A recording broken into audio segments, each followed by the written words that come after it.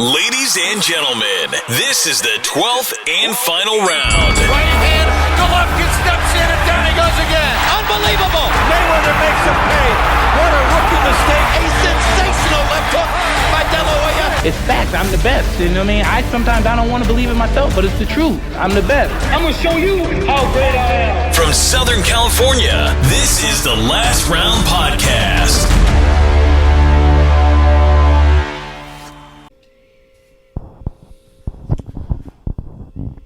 I'm here with another bonus show for the Last Round Podcast. Today I'm in Indio, California. For our UK fans, that's kind of the east coast of California, over near Palm Springs. And I'm with Coach Joel Diaz. Thanks for joining me, Joel. Hey, thank you for having me. It's always a pleasure, man, talking the things we do on a daily basis in boxing. Congratulations, firstly, on you opening up your own gym in March after 18 years in the Indio Boys Club.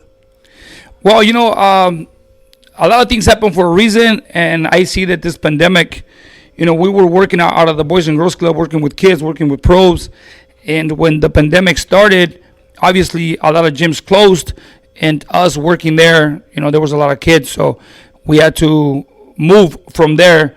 Right now we are training here in this gym temporarily. So I bought a building a long time ago as an investment, which is a huge building. And, you know, I said, maybe this is time. You know, this is the time that to make the move and do things on my own and not be in a comfort zone. You know, I was in a comfort zone working for the Boys and Girls Club. I had my own team there. So now I am excited. I'm looking forward to opening a nice gym to the public for my fighters. They're going to have their own house.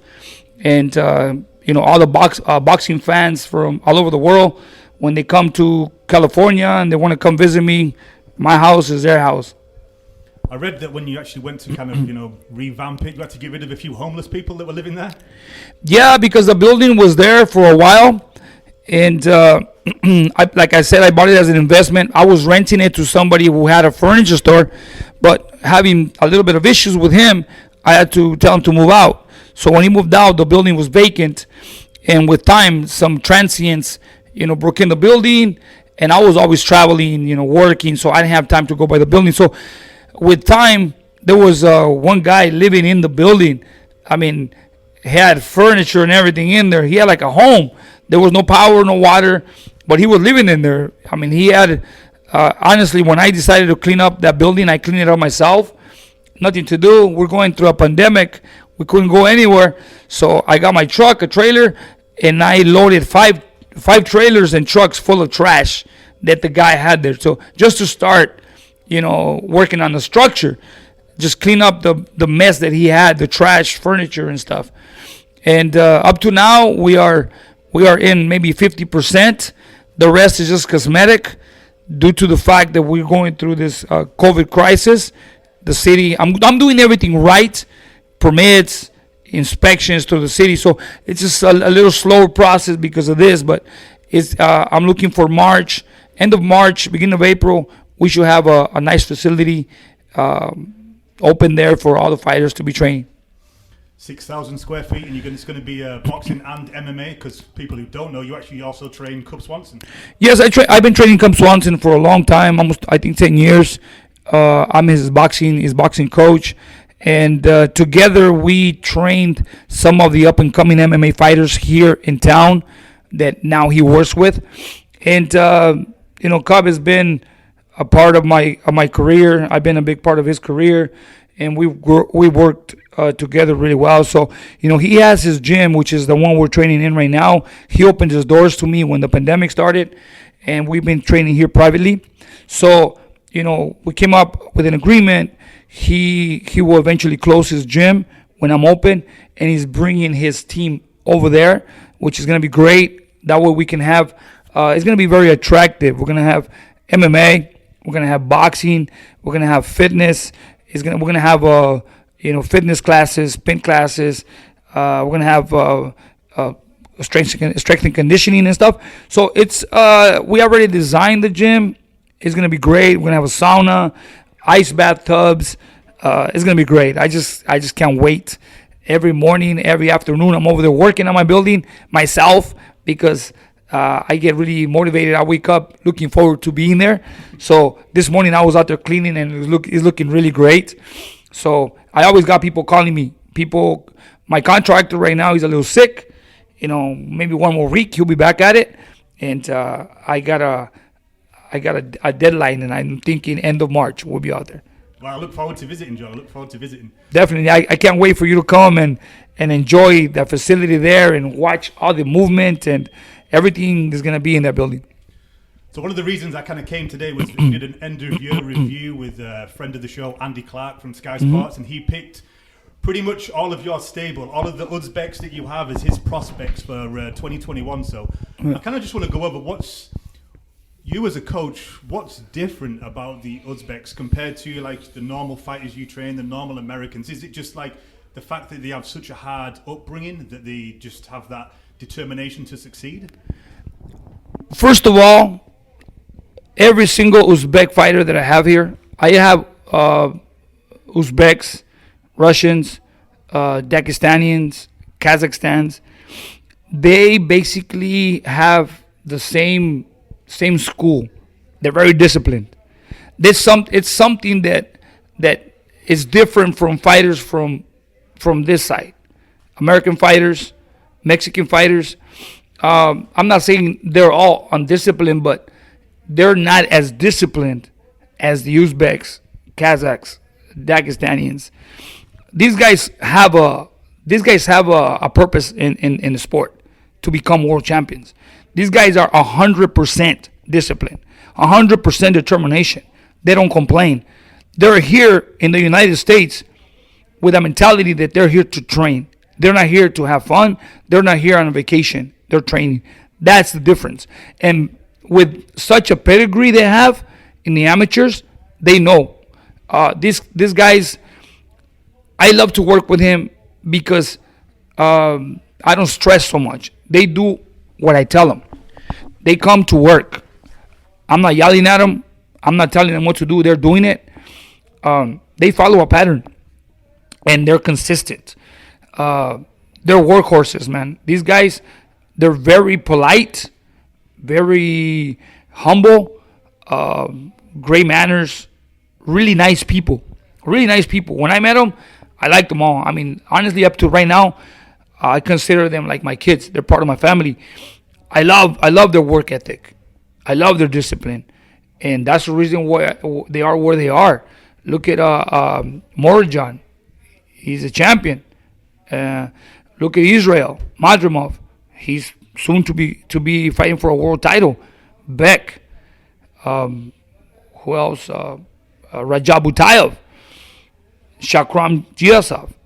These guys, they come to the United States for one purpose, to become world champions. They're not here to go to Disneyland. They're not here to go to Six Flags. No, they're here to train. And their daily routine is they wake up in the morning, they do as they supposed to. They do their road work.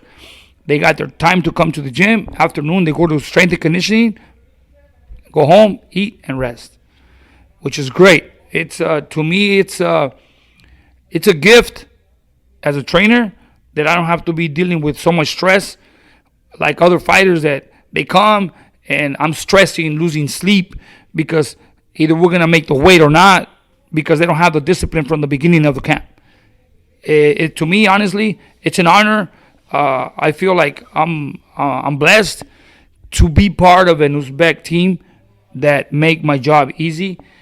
I'm here to teach. I'm here to train.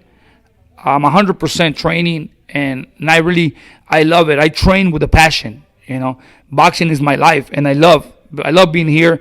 I love to teach fighters. I love to work with fighters, and I want to make world champions. And looking forward to this year and the following year, having every single one of the Uzbeks and Dagestanians, Kazakhs, and Russians as world champions. Do you think one of the major things is, like you touched on, they're chasing legacy over chasing money?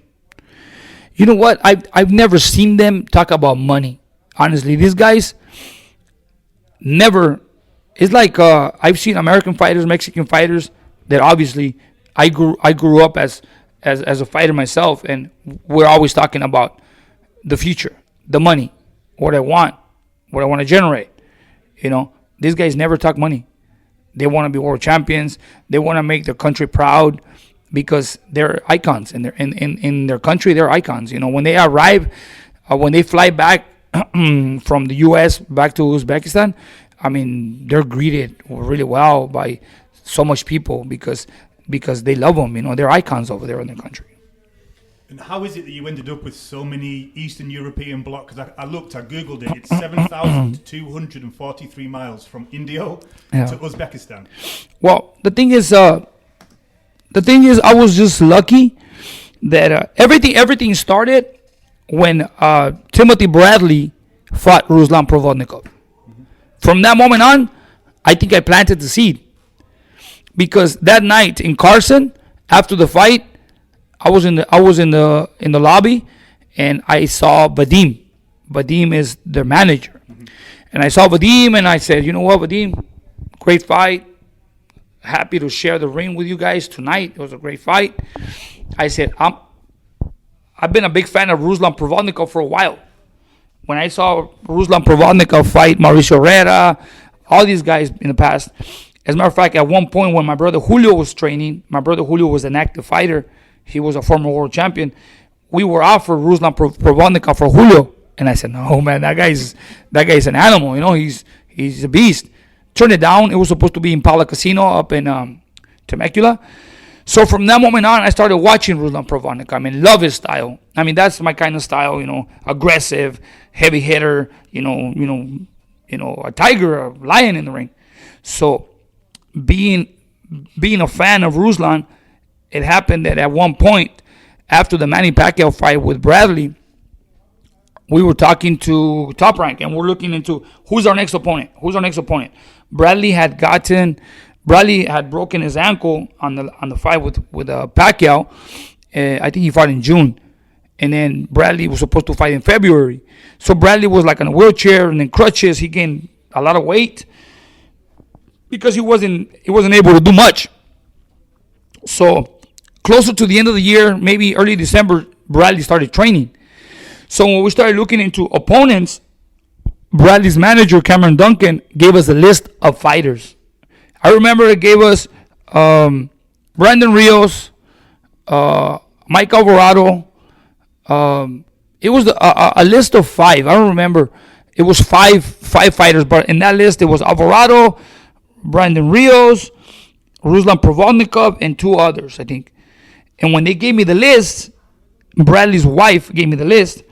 I said, look, I'll take Brandon Rios first.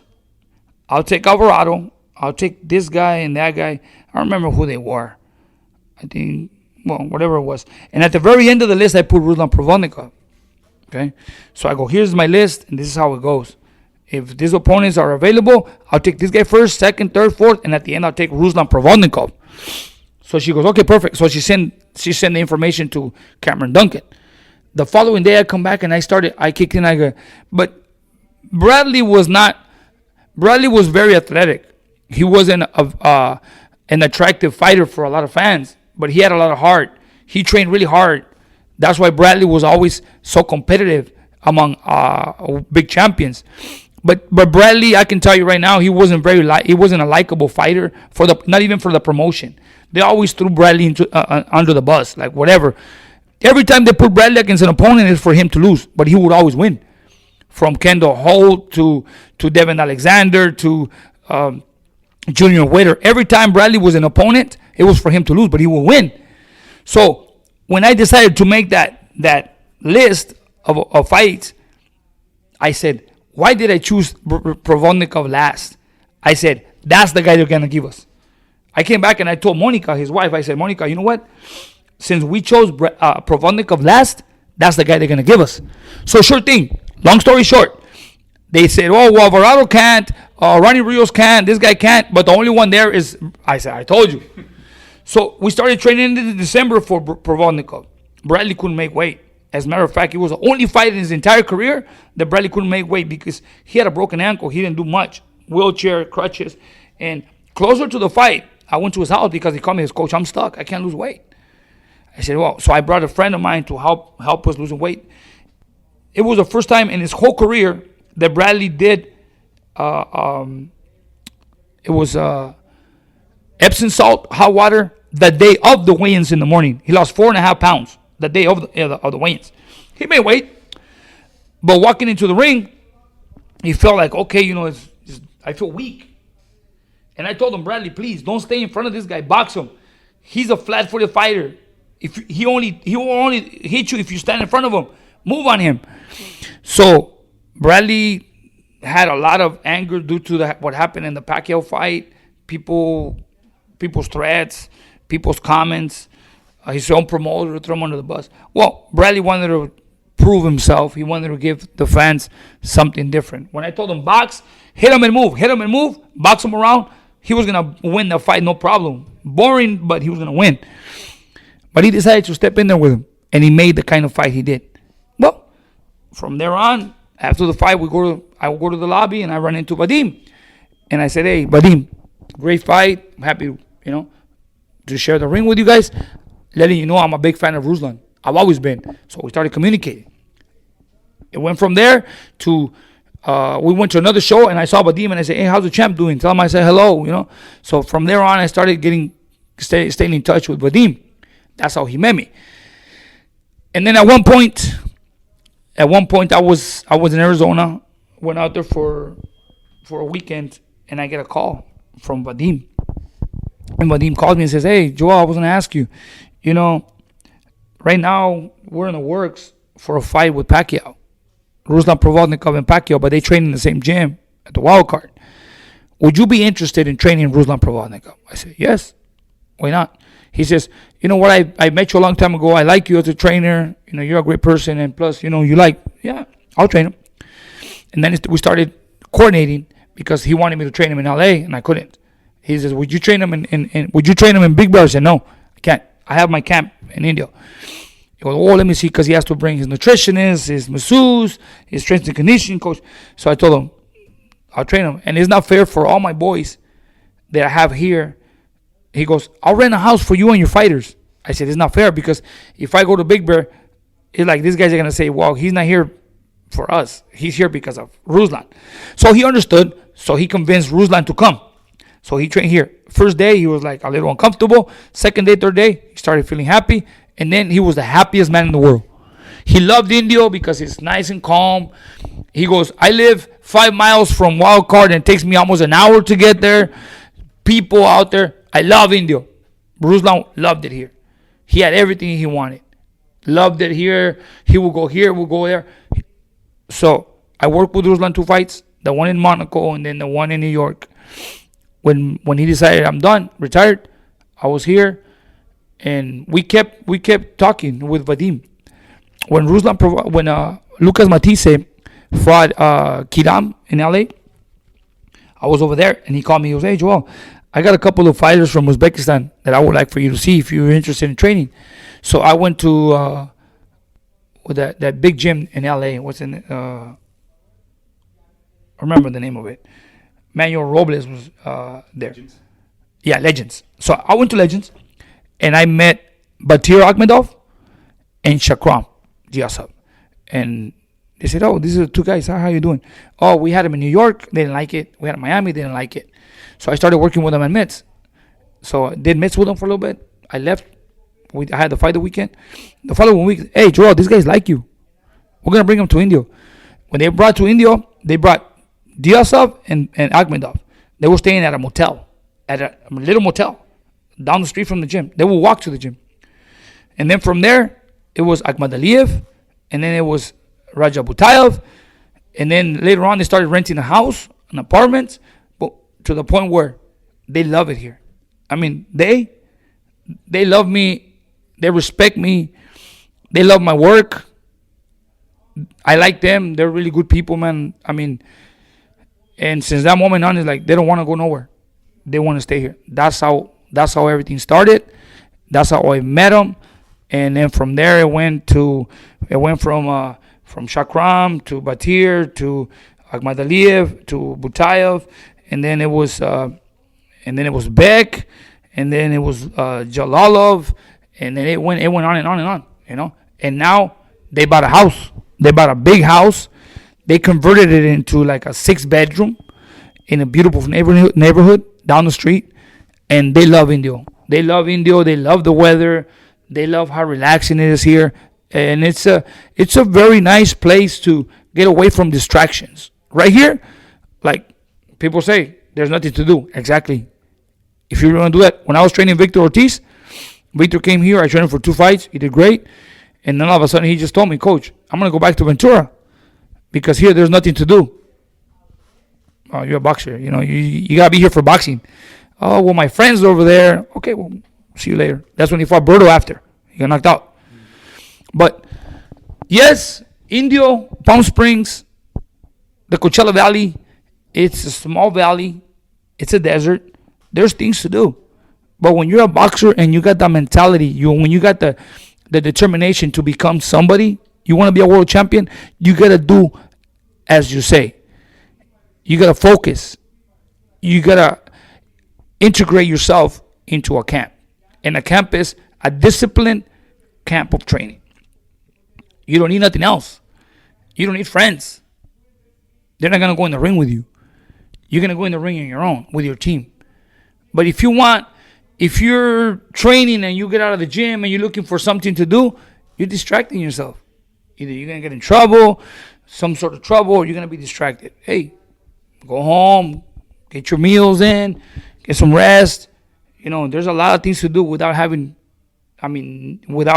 using your friends around, And that's what these guys are about. At the same time, they're like family themselves. They grew up together. They represented the same team, so they all know each other. So living together, they have a communication with each other. They like each other like brothers, and they don't need friends. They're here to train. Do you think part of it as well is because they've come through that amateur kind of background? It's very kind of, I imagine, militaristic, coming from the Eastern European bloc, and then of course, for people who don't know, obviously Joel Diaz's gym, like you're the boss. Yeah, you don't take any shit, and they know it, and they know that. They know that when they're here, they're under my command. They listen to my voice, and that's one thing that a lot of trainers don't understand. There's too much people talking sometimes. There's always got to be one voice of command. Here, my voice is my voice of command. They listen to me. I'm the one with the strategy. I'm the one correcting. I focus a lot in correcting and making fighters better. I always catch mistakes. To me, it's not only physically training a fighter, it's correcting them, teaching them, watching his mistakes. What is he doing wrong? What can be a problem for him in the ring? I correct all that. I've improved a lot. Antonio, my brother, is he's my right-hand guy. When he retired, I taught him to be a trainer. Now he's a great trainer. It's not only me, it's Antonio and myself. We formed this team. Without him, I won't be able to handle it. Without me, he won't be able to handle it. We are together, and we train. We have similar styles of training. We follow the same pattern. So that's the reason why they come in here. They know Antonio and I, but they know at the end of the day, it's my command. I'm the boss here, and I'm the one that sets the floor plan to construct a champion. Looking at the stable real quickly, because I don't want to keep you too long, but we had Beck, the bully, and Melakuziev was supposed to fight Sergey Kovalev on January the 30th, so only 2 weeks away at Fantasy Springs. Obviously, we have some big news today. Sergey Kovalev tested positive for synthetic testosterone. Coach, what's your opinion on that? Obviously him getting caught, and obviously, if he'd have won the fight, maybe knocked out Beck, and tested positive afterwards. As a coach, how do you keep an eye on that sort of stuff, like in your camp as well? At some point, we gotta be able to trust the system. We gotta be able to trust VADA, USADA. They're the ones that are always checking for doping. And if it would have slipped under the table for them, and the fight would have went on, and something like that would have happened, it would have been a little bit of a problem because, we're supposed to be training in a clean sport, and I don't think that's right. I think that Kovalev had doubts, and that's why he started using whatever he was using, because it's there. It's proven that it's there. So in order for him to use some sort of substances, and I use his own natural training and, natural ability to come through this fight, is because he had doubts. He knows he was concerned about Beck, but at the same time, I don't think it's right. He should be punished because if you look at the process, a lot of people lose because of him. Everybody he loses a lot. He was gonna get $2.5 million. He loses $2.5 million. This guy loses his pay. Trainers, loses pay. Plus the undercard. Everybody's willing to work. This is our job. And I'm disappointed because I see Beck training really hard. We're putting in so much work on a daily basis. Our minds are just on Beck. We come to the gym, Beck. In the morning, I'm calling to looking for sparring in Arizona. I'm calling Vegas. I'm calling San Diego. I wake up in the morning looking for sparrings. So all that work is basically flushed down the toilet, and it is aggravating because Kovalev really makes everything difficult for a lot of people. It's been over a month and a half that we constantly bringing sparring partners from Las Vegas, from Wild Card, from Arizona, from Stockton.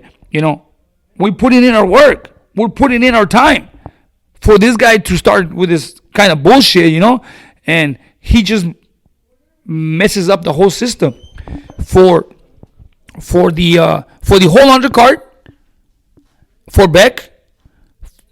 For himself, I don't care about him because he did it himself. He's not a kid. He's an adult. He knows what he's doing. He knows that what he's doing is illegal. Why is he doing it? Eventually he thought he was going to get away with it because they were the ones that requested VADA. They were the ones that before the fight started, before they signed the contract, they were the ones that requested for VADA. Why was he pushing the fight for Russia?